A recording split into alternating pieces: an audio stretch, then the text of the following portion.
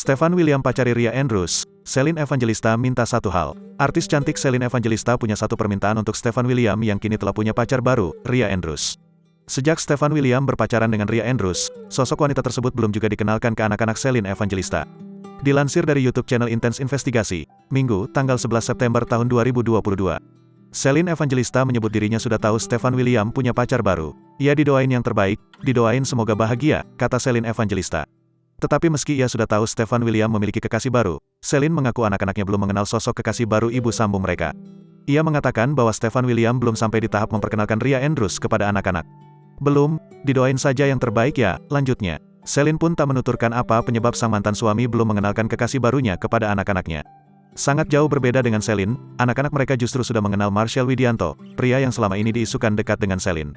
Bahkan Marshall beberapa kali terlihat sudah mengajak anak-anak Celine dan Stefan William bermain-main di mall. Tak hanya main-main saja, komika asal Jakarta itu sampai membelikan barang-barang mahal untuk mereka. Karena itu Celine memuji Marshall dengan menyebut pria tersebut sangat jauh berbeda dari mantan-mantan suaminya selama ini. Meski hubungan mereka hanya sebatas teman dekat, Celine mengaku sangat nyaman berada di dekat Marshall.